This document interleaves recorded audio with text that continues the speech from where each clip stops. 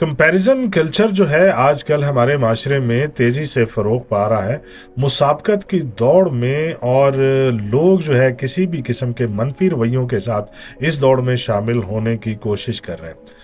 तो किसी से आगे निकलने के लिए आपको कोई मनफी हथकंडे या ओछे हथकंडे इस्तेमाल करने की अगर ज़रूरत पेश आती है तो आप अपना ही नुकसान कर रहे हैं और अपनी ही कामयाबी की राहों में आप अपने ही हाथों से कांटे बखेर रहे हैं।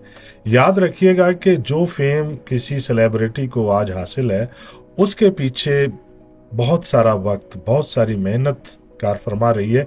इस तरह की मेहनत करके आप भी इसी तरह की कामयाबी हासिल कर सकते हैं।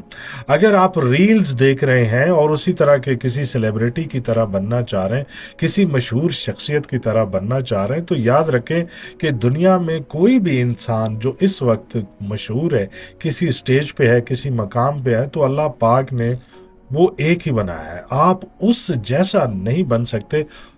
मुमकिन है कि आप उससे बेहतर बन जाएं, पॉसिबिलिटी है, क्योंकि अल्लाह पाक ने हर इंसान को एक अलग अलग सांचे में डाला हुआ है। अलग अलग फिंगरप्रिंट्स हैं, आईज अलग अलग हैं, सोचने की समझने की सलाहियतें अलग अलग हैं।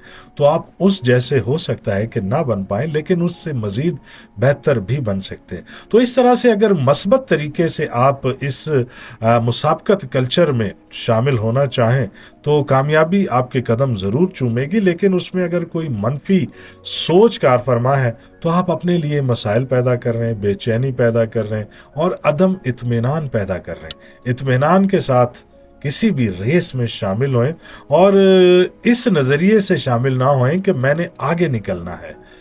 कभी कभार आगे ना निकलना भी बेहतर होता है। रास्ता बदल के आप जा सकते हैं, दूसरा रास्ता आपके लिए ज्यादा मुवाफकत वाला हो सकता है, ज्यादा फायदे वाला हो सकता है।